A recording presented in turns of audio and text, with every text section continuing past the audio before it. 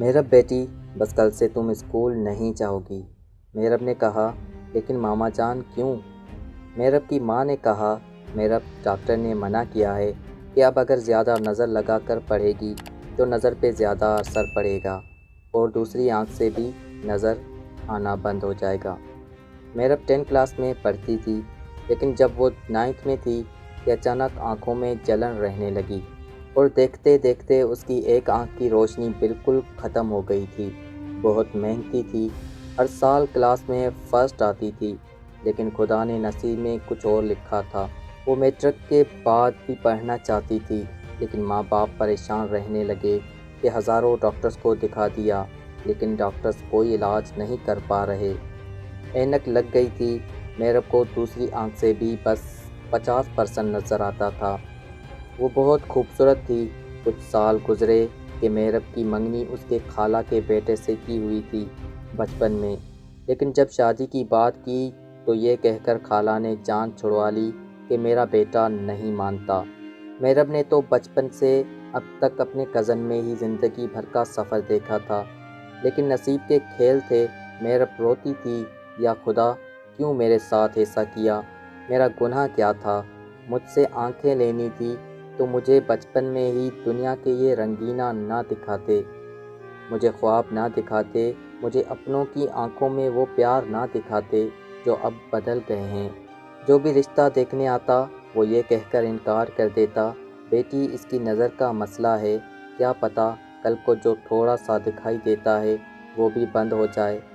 ماں بہت روتی تھی، بیٹی کے نصیب سے ڈرنے لگی تھی۔ وہ اس زمانے کو دیکھ رہی تھی جب وہ دنیا میں نہ رہیں گے تو ہماری میرب کا خیال کون رکھے گا؟ جب رشتے بدل جاتے ہیں، کون بے سہارا کو آسینے لگاتا ہے، کون کسی کو اپنا کہتا ہے، کون دیکھے گا میرب کی بے بسی کو، کون سمجھے گا میرب کے اشاروں کو، کون میری بیٹی کو اپنی کہے گا؟ ماں بہت روتی تھی۔ بیٹیوں کے نصیب کی بہت فکر ہوتی ہے نہ ماں باپ کو۔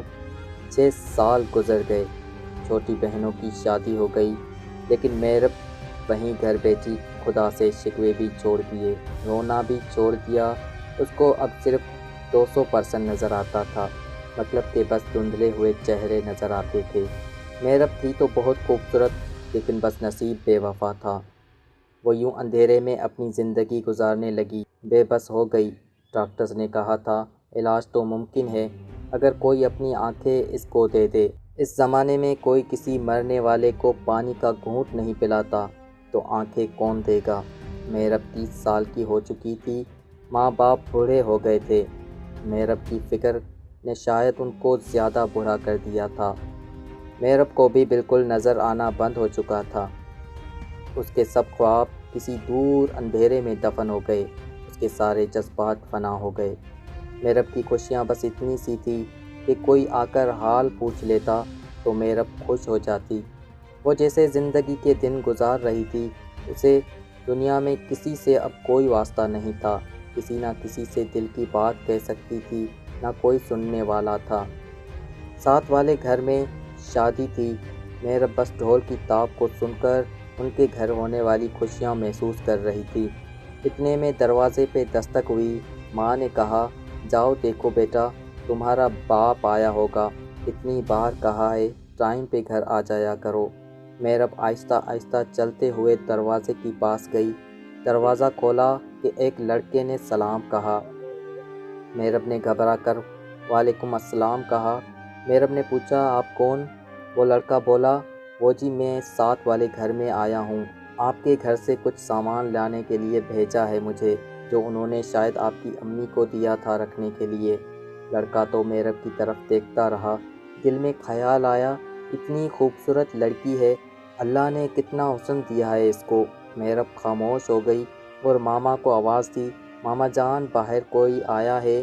ماں نے دیکھا تو پہچان لیا، ارے یہ تو نادیہ کا بیٹا ہے، آ جاؤ بیٹا، میں لے کر آتی ہوں سامان۔ لیکن علی تو میرب کو دیکھتے جا رہا تھا۔ وہ شاید اس کی خوبصورتی میں کہیں ڈوب چکا تھا، لیکن انجان تھا اس حقیقت سے جو اس پہ قیامت گرانے والی تھی۔ اس نے میرب سے کہا، پلیز آپ مجھے پانی لا دیں گی؟ میرب نے آواز دی، ماں یہ پانی مانگ رہے ہیں۔ پہلے تو علی نے سوچا بڑی کوئی بدتمیز لڑکی ہے، ماں کو آواز دے رہی ہے، خود پانی لینے نہیں گئی۔ جب ماں پانی لے کر آئی تو بتایا سوری بیٹا یہ محرب ہے، میری بیٹی، اس کو نظر نہیں آتا۔ علی نے کہا نظر نہیں آتا مطلب؟ محرب کی ماں نے کہا بیٹا اندھی ہے، یہ دیکھ نہیں سکتی۔ علی کو یقین نہیں آ رہا تھا، اتنی خوبصورت کہ جیسے کوئی سمندر کی گہرائی میں چمکتے ہوئے موتی ہو، لیکن شاید کہ علی ہار بیٹھا تھا خود کو محرب پہ۔ گھر گیا، شادی تقریب ختم ہوئی تو علی محرب کو دیکھنے کے لیے کسی نہ کسی بہانے آ جایا کرتا تھا۔ علی نے اپنی ماں سے بات کی کہ مجھے محرب سے شادی کرنی ہے۔ علی کی ماں نے غصے میں کہا بکواس نہ کرو، شادی کرنی ہے، جا دفع ہو جا یہاں سے۔ علی بے ضد رہا، دن گزرتے گئے، علی کی تڑپ بڑھتی گئی۔ علی بس کسی بھی طرح محرب سے شادی کرنا چاہتا تھا۔ علی نے کہا میں زہر پی لوں گا اگر میری شادی نہ کروائی تو۔ ماں نے کہا کیسا بے شرم لڑکا ہے۔ اس کے باپ سے بات کی تو باپ نے سمجھایا بیٹا وہ تمہارا خیال نہیں رکھ پائے گی، وہ تمہارا سہارا نہیں بنے گی، بلکہ تمہاری زندگی خراب کر دے گی۔ تمہارا جنون چند دنوں کا ہے، بس حقیقت میں ایسا کچھ نہیں ہوتا۔ کیوں کسی کی بیٹی کو برباد کرو گے، ساتھ خود کو بھی؟ لیکن علی کہاں کسی کی کوئی بات سننے والا تھا۔ علی اپنا کوئی چھوٹا سا بزنس کرتا تھا۔ گھر والوں نے اس کا پاگل پن دیکھا اور مان گئے شادی کے لیے۔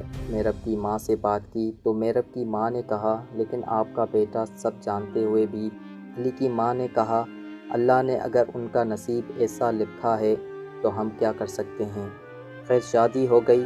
محرب بہت ڈری ہوئی تھی، اس کے دل میں ہزاروں سوال جنم لے رہے تھے۔ وہ سوچ رہی تھی یا خدا، پہلے جینے کی خواہش تھی، تم نے سب کچھ ختم کر دیا، اب مرنے کی خواہش تھی تو زندگی کی طرف لے آئے ہو، کیسے امتحان تمہارے یا خدا۔ علی کھانستے ہوئے کمرے میں آیا، محرب خاموش بیٹھی رہی۔ علی پاس آیا، ہاتھ پکڑا، محرب ڈر سی گئی۔ علی نے کہا محرب ڈر لگ رہا ہے؟ محرب خاموش رہی۔ علی نے محرب کا ہاتھ اپنی آنکھوں کو لگایا اور کہنے لگا آج سے یہ آنکھیں تمہاری ہیں، اٹھو اب چلو میرے ساتھ۔ محرب نے دھیمی سی آواز میں پوچھا کہاں جانا ہے؟ علی نے کہا چلو وضو کریں، پہلے میرے ساتھ شکرانے کے نفل ادا کریں۔ علی نے اپنے ہاتھ سے اس کے ہاتھ پاؤں دھوئے، وضو کروایا اور شکرانے کے نفل ادا کیے۔ محرب کو یقین نہیں آ رہا تھا کہ خدا کر کیا رہا ہے۔ علی نے نماز کے بعد محرب کی آنکھوں کو چوما اور کہا آج سے تم میری آنکھوں سے دیکھا کرو گی۔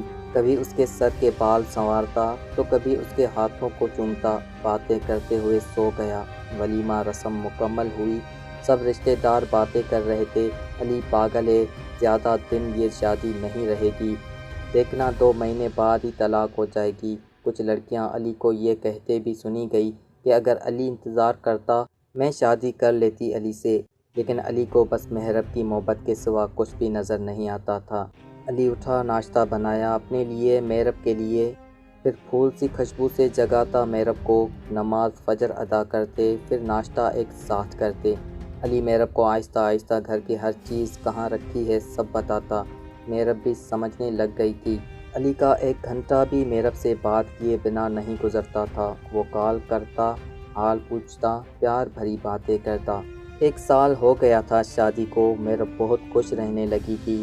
اب محرب گھر کے کام بھی کرتی تھی، مدد کرواتی تھی علی کی۔ محرب خدا کا شکر ادا کرتی تھی، اے خدا تم بہتر جانتے ہو، ہم کو تو دے تو ناشکرے ہو جاتے ہیں، چھین لے تو شکوے کرتے ہیں، لیکن تو بہتر جاننے والا ہے۔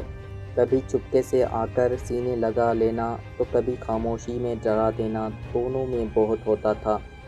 محرب علی کے سینے پر سر رکھ کر سوتی تھی، ایک عادت سی ہو گئی تھی۔ وہ علی کے ہاتھ میں اپنا ہاتھ دے کر کہا کرتی تھی علی سنا ہے قیامت کے دن اللہ مجھے میری آنکھیں واپس دے گا، لیکن اس دن کی دعا کرتی ہوں کہ خدا اور رسول کے بعد سب سے پہلے میں آپ کو دیکھوں، میری آنکھیں سب سے پہلے آپ کو دیکھیں۔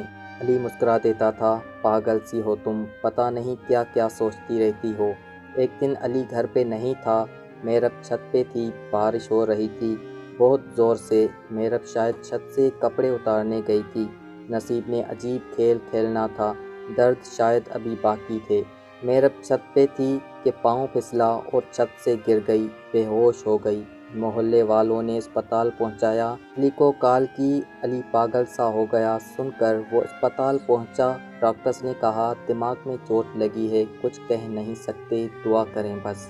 آپریشن کرنا ہوگا، ایمرجنسی۔ علی کی آنکھوں میں آنسو تھے۔ ڈاکٹر کا ہاتھ پکڑ کر کہنے لگا ڈاکٹر صاحب پلیز میری میرب کو بچا لیں۔ ڈاکٹر نے حوصلہ دیا اور چلا گیا۔ علی بے بس بیٹھا، میرب کی تصویر نکالی، چوم کر کہنے لگا میرب مجھے دغا نہ دینا، مجھ سے بے وفائی نہ کرنا، تم مجھے چھوڑ کر نہیں جا سکتی۔ دیکھو میرب کل ہم اپنا نیا گھر لے رہے ہیں، میرب تم نے کہا تھا کبھی میرا ساتھ نہیں چھوڑو گی۔ آسمان کی طرف دیکھ کر کہنے لگا یا اللہ مجھے میری میرب واپس دے دو، میری میرب مجھ سے نہ لینا۔ اس کی محبت کی تڑپ پہ شاید خدا کو بھی ترس آ گیا تھا۔ 4 گھنٹے کے آپریشن کے بعد ڈاکٹر باہر آئے، بہت خوش تھے، کہنے لگے مبارک ہو مسٹر، شاید آپ کی بیوی پہلے دیکھ نہیں سکتی تھی۔ آپریشن کے دوران ہم نے دیکھا کہ لینس ٹھیک نہیں تھے، چھوٹے سے آپریشن سے ٹھیک کر دیے ہیں، شاید کہ اب دیکھنے لگے۔ ہوش آیا تو 2 دن بعد آنکھوں سے پٹی اتاری تو اللہ نے اپنا معجزہ دکھایا اور میرب کو نظر آنے لگا۔ علی نے میرب کو سینے سے لگا لیا اور اللہ کا شکر ادا کیا۔ ہم سفر وہی ہوتا ہے جو ہر حالات میں اپنی جیون ساتھی کا وفادار رہے۔